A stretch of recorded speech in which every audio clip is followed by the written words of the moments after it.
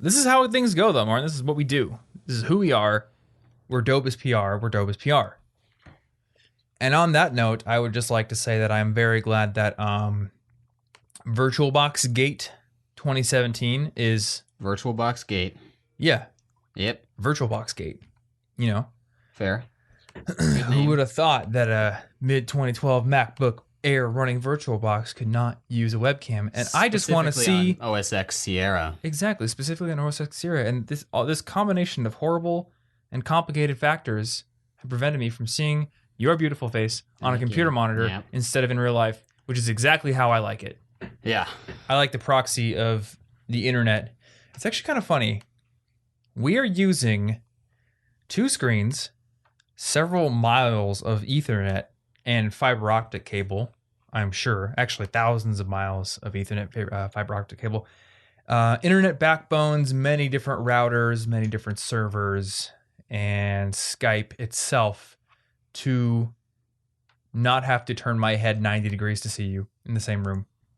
It's kind of ridiculous when we think about it. Yes. It's a little ridiculous, but we make do. We do make do. It's a hard knock life, and sometimes you just gotta...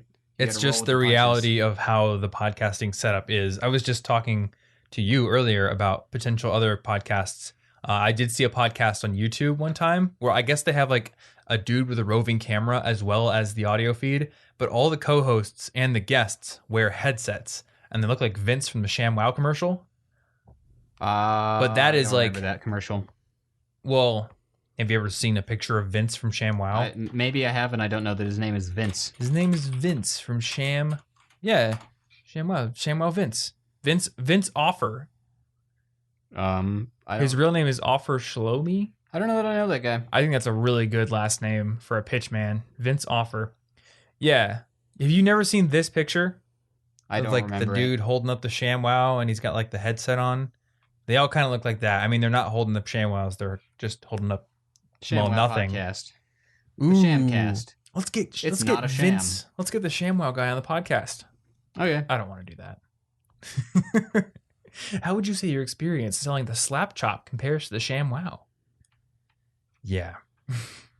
Anyway, all that to say is we have other options that we could explore in the future. But for now, we're going to stick with this weird, roundabout, convoluted Skype system because my mic is affixed to my desk and I need to look at the computer screen. Yep. Because of that reason. Yep. I can't move my chair. There's too much stuff in this room. But yeah, we got some questions to answer this week. And I just had the thought popped in my brain to tell, oh, you know what? That's fine. I can do that. So the thought popped into my brain to tell people about the new YouTube channel. And then I was like, oh, but this podcast episode won't go up on that channel until April something.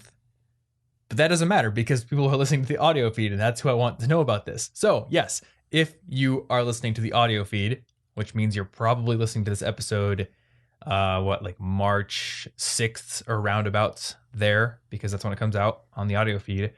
We now have a YouTube channel for the College Info Geek podcast. And if you happen to be the kind of person who wants to listen to the podcast on YouTube, then you can do that. We'll have a link in the show notes.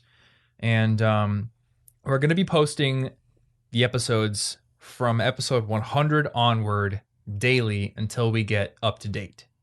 And I decided to start with episode 100 because, number one, we have custom thumbnails that Anna has made for us since episode 100. And also, some of the older episodes are rough. Yeah. I'll just say that. They're rough. They get better with time. I did not have the same level of communication skill. I've updated that every time I get new points, to spend on my character. Just dump that into podcasting skill. So episode 1, I mean, you're free to go back and listen to it here on the audio feed, but I've decided because it takes about an hour to render every single episode, because they're like hour-long video files, each one is 2.5 gigs about, and it takes me a lot of like little tiny steps to get every single one. I figured starting at 100 would give me 50. They're like 50 of the best because they're 50 of the latest. I've got good thumbnails for them. So we're starting at episode 100 and we're going from there. And it's a nice even number. Yeah, it is. I think it's a nice even number. Yeah. And my OCD brain gets to know that every video on the channel will have good artwork and not just some random template image boilerplate thing. Yeah, looks kind of cool altogether. I know, right? I'm really excited for maybe in like 2 weeks from now when we see a few rows of videos and it's all just because I don't think we've ever really seen that art in one place. We should make the podcast page look like that instead. I honestly have wanted to do that. And whenever we get around to doing like minor redesign stuff, that's one of the things on like the top of my list is redo the podcast page to use that art and just do like a grid of 3. Basically, it would look like the YouTube channel. And I also want to have a videos page on the website at some point that does pretty much the same thing. I think the blog kind of way of displaying information is a little bit old and outdated. Yeah. I'm not sure if it matters these days. And maybe that's because my brain has been so steeped in the YouTube UI for several years now. But I just personally, I don't feel like having a 4 or 5 paragraph excerpt on the blog page is really all that needed. I think a picture and a headline is enough. Well, people share things without even reading the actual content. So, I mean, a catchy headline is already pretty good content. Exactly. Yeah. Yeah, I think the blog page with the excerpt kind of came out of newspaper design, but people aren't reading newspapers anymore. They're reading Twitter headlines and Reddit headlines and YouTube thumbnails. So we will probably be looking at transitioning over to a style like that in the future. But for now, the College Info Geek Podcast YouTube channel is up. And hey, if you're listening to this and you want to support this show, go over to YouTube and subscribe to that channel, actually. Because, I want to grow that channel as quickly as we possibly can. And I'm actually hoping that the YouTube channel version of the podcast will help us get new listeners because we'll be able to take advantage of that YouTube algorithm, which we don't really get through podcasting. Live and die by the algorithm. Live and dance for the algorithm. This is the life of a warrior. Algorithm will dispense pellet if you continue to dance for algorithm. Oh, good. I hope it's at completely differing intervals so that I don't know when dancing's going to work or not. Well, yeah, of course. We have to get you addicted. Yeah. And addiction comes through uncertainty. Ooh. Yeah. You ever read those stories about like rodents? Yeah. And how they dispense the pellets? Yeah, you probably know those. Yep. I love psychology classes. I forgot what book I read that in. Oh, it's in The Power of Habit. Oh, really? It's talking about, I think it was talking about the chapter where the woman got addicted to gambling. And I think that was in The Power of Habit. It might have been in a different book. I'm not sure I haven't now. read that one. Don't know. But I think it was in that book. Yeah, and it was talking about all these studies they'd done with animals, but also how they've observed humans in the way that casinos design their slot machines and such, where if you do the action and there's an uncertainty after you've already gotten the reward a few times, that uncertainty is actually what creates a lot of the addiction. Yeah. Because if it just never comes, like it's very easy to break that addiction. But if it comes sometimes, then it does, which is why games like Candy Crush and Puzzle and Dragons and all those are so addictive because they use all of those psychology tactics to basically be like, yeah, you're probably going to get a really cool monster. Yeah. Or a really cool, I don't even know what they give in Candy Crush. I've never played it and No idea. Never intend to. I could stop fishing now, but what if in 30 seconds I was about to catch the fish of my life? Yeah. You don't know. Well, I mean, I guess I kind of did that as a kid with the slot machine game in Pokemon. Oh, yeah. Trying to get coins for a it's slot Porygon. machine. It was trying to make you an addict. Complimentary gambling addiction for every Pokemon fan out there. Yay. Thanks, Nintendo. All right, so we got some questions this week. Varied nature. So let's just dive into these before I ramble too long and make you edit for 10 hours on end. Ooh, that would be a very long episode. It would be, yeah. So first question we got this week is, let's say I often meet new people and I make pretty good connections at small social gatherings, but I'm bad at following up or reconnecting with those people later. As an introvert, reaching out takes a lot of energy and I tend to put it off as long as possible. So do you have any ideas for how I can do that better? Good question. I want to hear what you do, actually, because I have some ideas, but... Okay, so I have a few things taken from different points in time. Okay. One, I once read a blog post about somebody using Trello boards to keep track of when they talk to their friends. Yeah. And that's the one I remember the least of, but I can link to it, and I thought that was cool. I was going to talk about that, so if you remember... Oh, good. Maybe you'll not remember much, more I'll of talk that. about it. There's a system that I used myself sometime last year where there's this app called Momentum, and you can use it for daily habits, and it's got a little grid where you just You click that you did the habit, and it fills the grid with a color, and it works on iOS. Mm-hmm. And essentially, instead of putting habits there, for a little bit, just to see what I naturally did, I put the names of all the friends I would visit, and I checked them off when I saw them, so that I could see a grid that was like, oh, I haven't seen him in like 9 days, but I see this guy all the time. So I could keep track of it in a more visual way. Now, how did you remember to check? Like every time you hung out with a friend, you'd go in and say, "I hung out with this friend," or was it like I would just before bed habit, like, "Oh, I saw Clyde today. Check. I saw Tom today. Check." That kind of thing. Yeah. Okay. Just like, as with any sort of habit system or to-do system, your personal habit of checking it is the make or break thing that makes it work. But I would just swipe over to the little appy section, I don't remember what it's called, on my phone, and then check it off. And then I could see a grid of who I've been ignoring on accident. Okay. How many people did you put in that? Like 10. Okay, so you kept it to like your good friends pretty much. Good friends and who are in the area.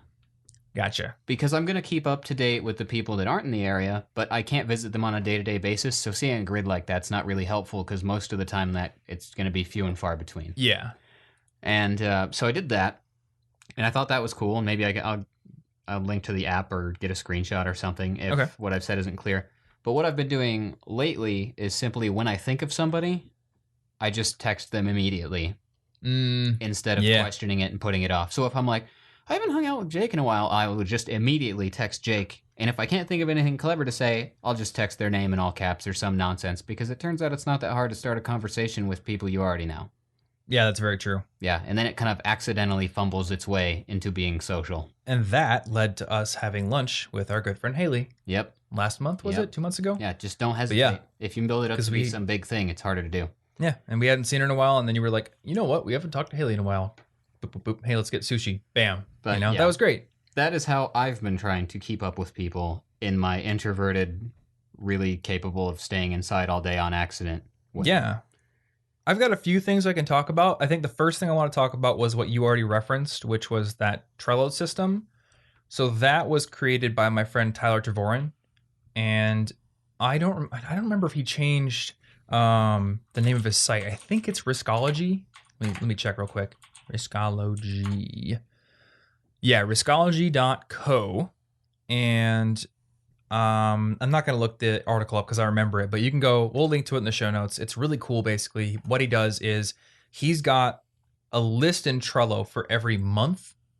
And that way, he's got all of his friends basically like in a list. So let's just say that, it all starts at this month, which is February as we record this. So I put all my friends as a card in that month list. Then every month I would create a new list for that month and bring it to the far left, so it's the current thing.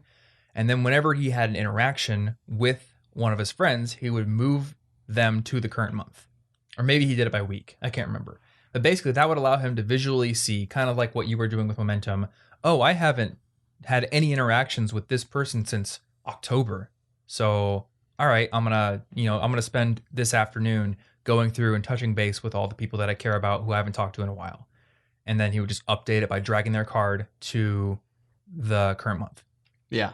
So basically kind of like the Momentum thing, just basically a system zoomed out a little visually, bit so that it's not by day. So that's a good system for introverts. I think it can be very useful. Personally, I tried it and it just didn't work out for me because I do a lot of systems and then I drop the ball on actually tracking the system. So, and that's like a productivity problem, not like a social problem, but it is something you can try.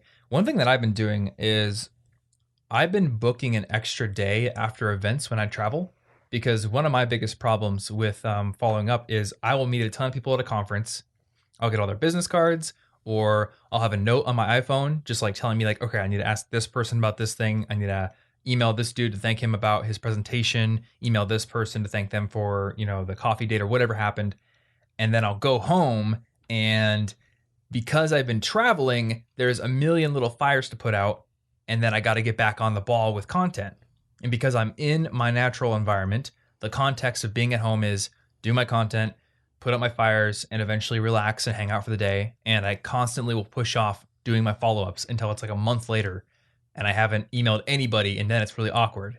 So now I'll just book an extra day at whatever event that I'm at, and I'll use that extra day to do all the follow-ups immediately after the conference. So all the details are fresh in my mind. I get an email to them before a lot of other people do, and it gets off my plate. Cool. Which yeah, helps. That's probably a good idea, because the more you put it off, the more you're going to be like, yeah, well, now it's kind of weird. I haven't emailed them in a while. I got to have something good to say. Or I don't quite remember this, so I don't want to make guesses about their personal life. Mm-hmm. So one thing I will do, make it harder than you need to. When I'm at the event, like when I get a free moment, maybe after the conversation happens, or when I'm just kind of in the bathroom or something, I'll pull out my phone, and I always have just a note in iOS Notes about like everything going on at the conference. So it's just like one kind of brain dump of like, all right, I need to email this guy Eric I met about his hiring process, and I want to email Antonio about this topic. All these things. I'll also mix that in with just things I want to do. So it's more of like a brain dump of everything happening at the event, less about just meeting people, but it does help me to consolidate what all needs to be done. And then I can turn it into tasks, or I can follow up with people, that kind of thing. Another thing I could do that I've been doing, and this is a gargantuan task because of the amount of people I know, I've been using a website called Airtable to basically make a personal CRM. And we talked about this in the episode with Tam Pham on how to land your dream internship. So we'll put that in the show notes. But CRM basically stands for customer relationship management. And companies use this to keep tabs on their customers, make sure they're reaching out to people they haven't talked to in a while, or maybe who haven't bought in a while, and just keep those relationships active. And you can use the same concept in your life.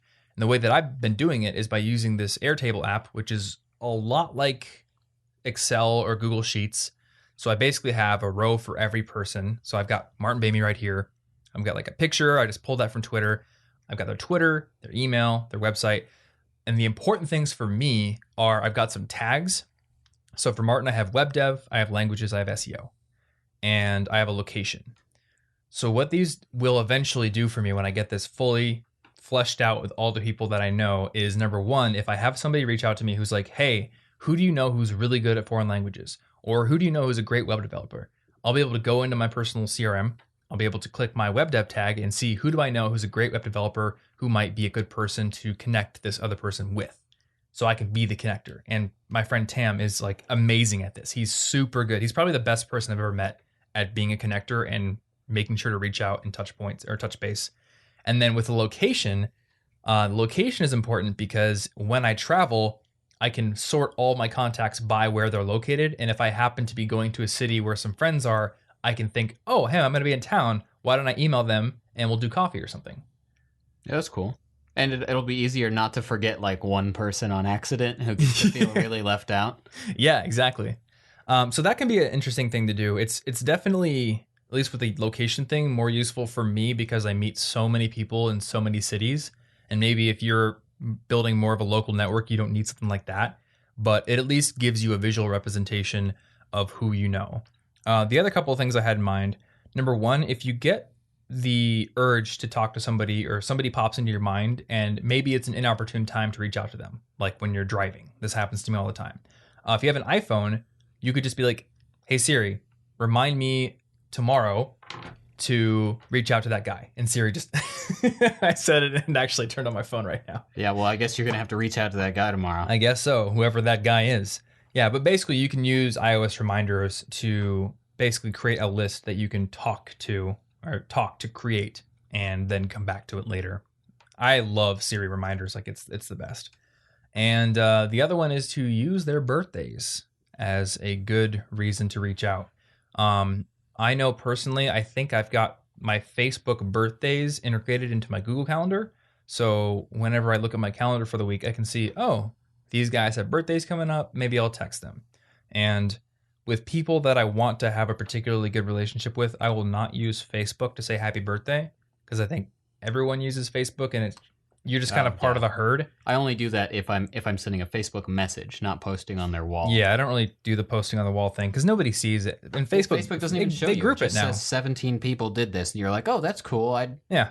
Don't feel like figuring out who all the 17 were, but cool. Facebook wall birthday messages have become like now. Utterly unspecial at this point. So but note their birthdays, and using Facebook is a good idea to know when they are. And then if you really want to be a baller, send them a card, or at least give them a call or send them a text message. Keep that interaction on a one-to-one basis. So that's what I got for that question. Unless you have anything else, we will move on to the next one. I guess the only other thing I'd have to say about that is don't feel weird about having a system to manage your social life. If people are like, what are you, a robot? You won't remember to talk to me without a system? You putting them in a system because you know you're not good at reaching out actually just means that they're important to you. So don't let people get all offended by that. I think we may have talked about that. Oh, you know what? God, I almost forgot about this. Tyler Tervoren was on my show, and the title of that episode... Maybe that's why I know about that system. Yeah, the title of that episode is Making Friends and Connections as an Introvert. So that may be something for you to go listen to after this if you want to learn more. Straight from Tyler's mouth. So we'll put that in the show notes. And the other thing we'll put in the show notes is my friend Stefano. He had a guest post on the site, which was all about how to network as an introvert, and it was really, really detailed and great. So cool. We'll have those in the show notes. Check them out if you are curious. And let's move on to this next question here. So the next question is, I noticed that for your post on brain-enhancing music, you mentioned it took around 2 full weeks of research to get that post ready for publishing. So I was thinking about writing about air quality and how it affects productivity and health. And what I want to know is, how much research should I do on the entire topic before starting a blog? Or should I simply research enough for one post at a time? So I guess, and it looks like the title you have for this episode is, do you have to be an expert to start a blog? So I guess this is the kind of question for that. Yep. I don't think you have to be an expert, because like when you start a blog, you're usually not positioning yourself as an expert right away. You're positioning yourself as somebody who is curious about the topic, who's sharing some information about it. But unless you're starting your blog post out with like, I am a scientist who is the utmost authority on this topic, like, I don't know, most blogs I've seen, it's pretty clear that, hey, I'm just a guy like you or a girl like you, and I'm sharing what I've learned, and I'm doing, my best to be accurate, but obviously I can't know everything. So that brain music post was an anomaly for me. I usually don't spend that much time researching for an episode like that. But the reason that I spent so much time on that one is because I had actually met the founders of Brain FM, and I really wanted to do a video about it. And I've been talking to them, and there was like all this stuff. So I was like, I started digging into the research, and it was so complicated. And I really wanted to be as thorough as I possibly could, because they were actually offering me a partnership deal. And I was like, all right, well, if we want to do a partnership, like I need to be sure that like I know my position on all the science and like the exact effectiveness of stuff like this. Like it works for me, but what can I say about the science? I don't know.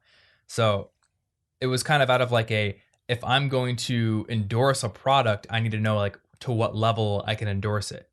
Yeah. Can I actually say like there's science behind this? Like what do I say about the state of the science? And what do I say about how much it works for me? So I did so much research because I felt like I was actually potentially going to be putting my stamp of approval on a product.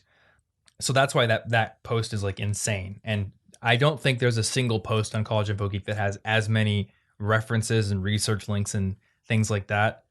I went crazy doing that post. So don't think you have to do that if you want to start a blog about anything, even if it's scientific, write about the sources you've been able to find, challenge your own beliefs, go try to find alternative sources and alternative points of view that disagree with what you currently believe.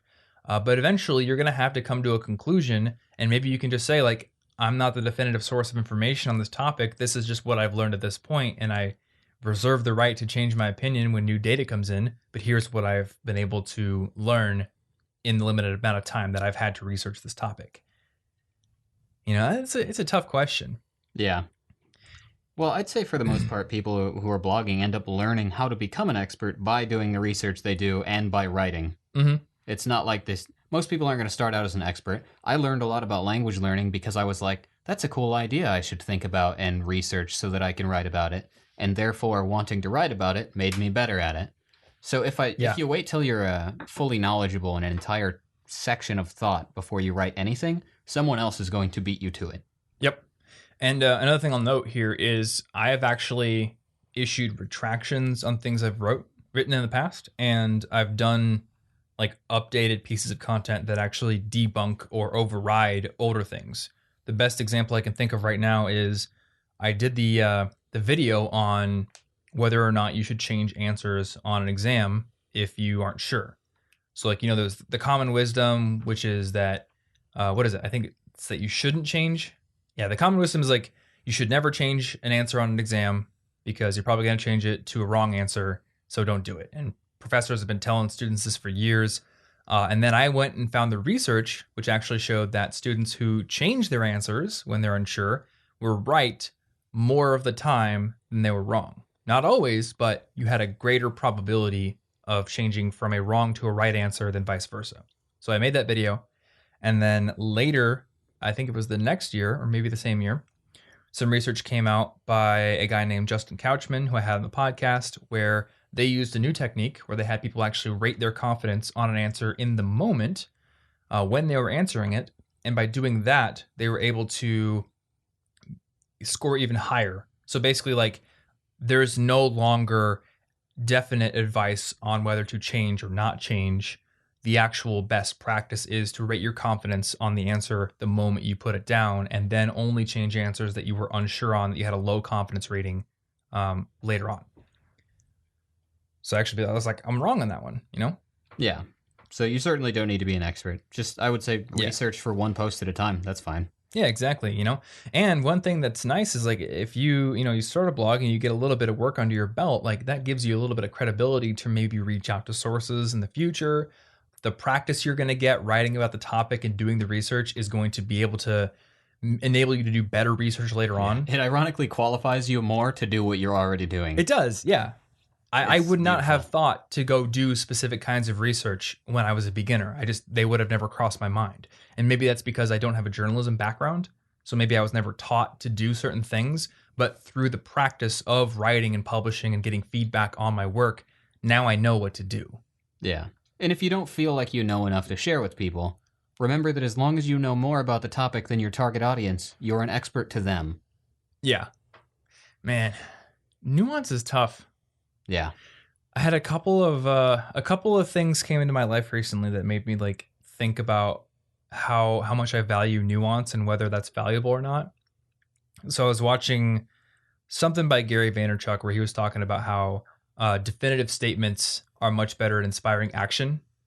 So he knows that, he might say Facebook is better than Instagram for X. And he knows, like, obviously there are nuanced cases where Instagram is better than Facebook, or, neither of them is good. And there's all this nuanced detail you can go into, but that causes analysis paralysis. So his style is to just be like, no, go use Facebook. And at least in his mind, that's gonna result in a better outcome for more people. So don't like put wishy-washy asterisks at the end of every sentence you say, so that exactly. Like, well, this is true, except for in these 98 very particular circumstances that I will now explain to you, making you confused and giving up on the situation. Yeah, precisely. And then over on Scott Young's blog, and I'm trying to find it. Looks like he posted a huge article on his front page. Here it is. Yeah, and we can link to this in the show notes. Scott Young has an article called "Simplicity Beats Nuance: Why the Wrong Answer Can Often Beat the Correct One." And it's just another thing about how nuanced positions are more difficult to falsify because complex theories are harder to disprove, and more explanations or like more data will fit into a complex explanation because you can just tweak the little nuanced points. Whereas a simpler model may not be as detailed or as precise, but it's more easily falsifiable. And again, it's easier to take action on because you can be like, that's wrong or that's right. So I struggle with that, especially like with answering podcast questions here and answering questions in my videos. I get stuck when I have a tough question that's nuanced because I'm like, at what level should I stop being nuanced and just say, go do this or do that? Or like, this is wrong or this is right, Yeah. I don't know, because if I spend 3 hours talking about every single edge case, and as a rationalist who understands how we kind of like box things up and put labels on things, you can go down an infinite rabbit hole with any topic ever. Like, where do you stop and where do you just like take a hard line stance and say, do this, do that? I don't know. I don't know. You just wing it. We're all winging it. Jeff Winger. Yeah. I took a political test early in 2016 and I couldn't finish it because for every question I was like, oh, because you weren't willing to simplify. These choices aren't precise enough. Yeah. I could think of 10 scenarios where my first thought position would be wrong. It's like, what's your stance on immigration policy? Well, were they born here? And all this point and that point and that point, like I don't know. Where it's the answers are just like it's good or it's bad. Yeah, this is why I could never be a politician, because they'd be like, make a decision, and I'd be like, I need more data, and then the time to make the decision is now past. You know? Yeah, you just got to go with your gut. No, you don't. I have to do a lot of that with being a business person. Like I have to make decisions based on data that I may not be totally sure about. But it's tough, and it is especially nerve-wracking and gives me anxiety when I'm giving people information that they're going to potentially go like make life-altering decisions with, and there's all this nuance. So I don't know. We'll just put an asterisk at the end of every title of every episode, and it'll say, or don't. Or don't. I don't know. Yeah. All that to say, we're doing our best.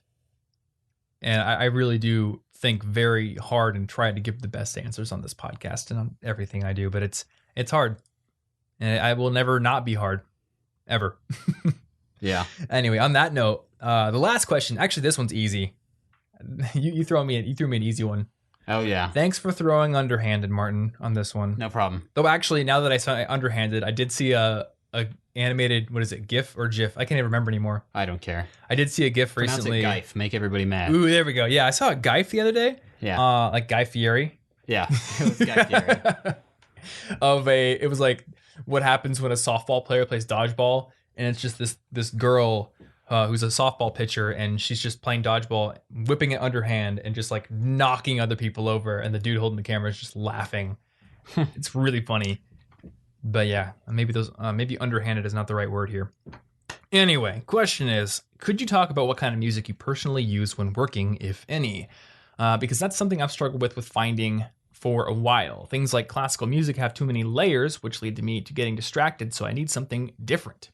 So yeah, Martin, what kind of music do you listen to when you work or study? Sometimes I listen to Brain FM. I like Brain FM. Mm-hmm. I think it works pretty well for me, although I listen to that more when meditating or reading than working. Okay. So for music, if it's got any lyrics, usually I'm looping the same song over and over, because for me personally, lyrics, I'll latch onto them, especially foreign lyrics or rap lyrics, because it's complicated and I want to understand it all, so it will immediately distract me. So if you loop the same song over and over, you're hearing the same words, so they become less important on like the third run. It just turns into like mush. Or I loop the specific album, Red in Tooth and Claw by Bats, for focus emergencies, because for some reason, that particular album just is the best thing for me if I want to focus. It got me through a 12-hour coding marathon, 7 p.m. to 7 a.m., finishing a huge project once, and It didn't even, phase me. So that's awesome. That's my answer. I don't think I have an emergency focus album. Yeah, I try not to listen to it too often so that I don't dilute its effects. Okay. But it's either stuff, usually without lyrics, Brain FM, or that Bats album. Interesting. I also use Brain FM, and I think you use it differently than I do, because you typically, were you telling me you go to the detailed selection screen and you actually pick the type of music that seems to fit what you're reading or something like that? Yeah, when I'm reading. Okay, so you pick the forest one if it's working, a fantasy thing. Focus. So I almost always just hit focus. I almost never go pick a specific channel. I just hit focus and I go with what it gives me, and it almost always works well. I haven't used the relaxation tracks or sleep tracks, but the focus tracks do work well for me. I also have my study music playlist on YouTube, which you can find by going to collegeinfogeek.com/playlist. And I use that at least once or twice a week to work with. So it's my work playlist as well. And then depending on the kind of work, if I'm just, doing something really manual or rote, I can listen to almost everything. But before I go into that, I have to give a disclaimer here. My brain is really weird when it comes to music. And Anna doesn't understand me, because let's see. So we were listening to a song by The Used called Cry, which was on my Discover Weekly the other day.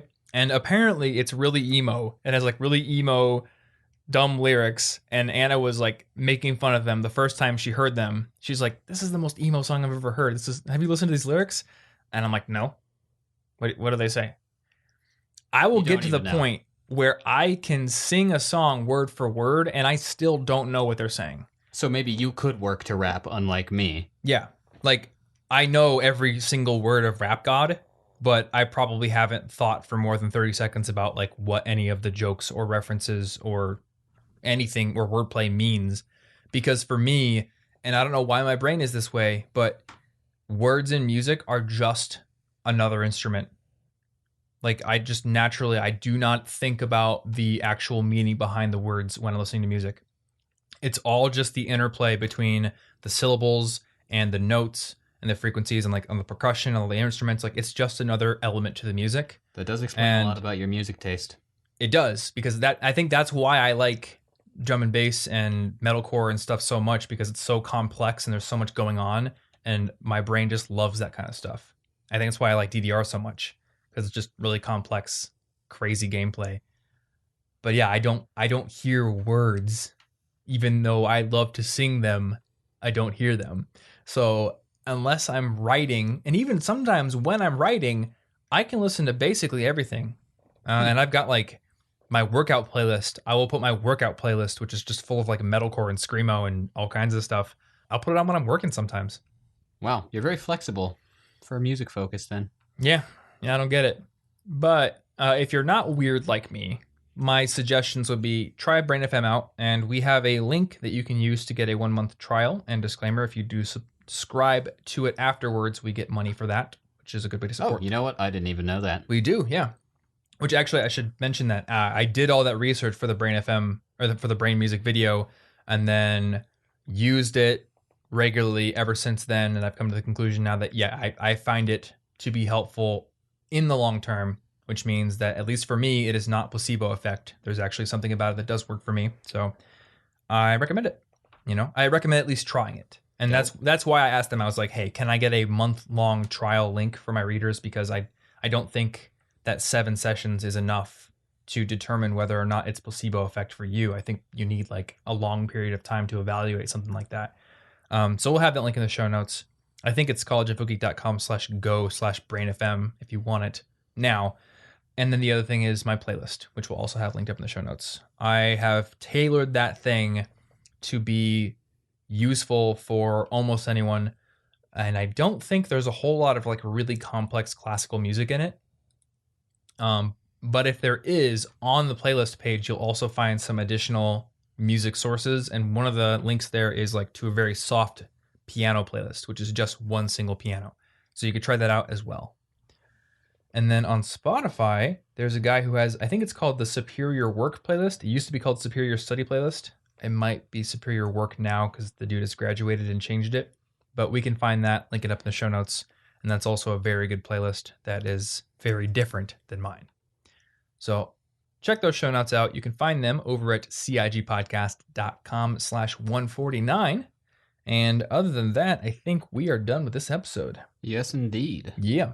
I ran 8 minutes over our counter. Sorry, Martin. That's fair. For the extra 8 minutes of editing. But, we had to talk about nuance. Yeah. And nuance is a very nuanced topic. Yeah. Who knew? And we had to talk about VirtualBox Gate 2017. Yeah. It's important. All right, guys. Well, thank you so much for listening.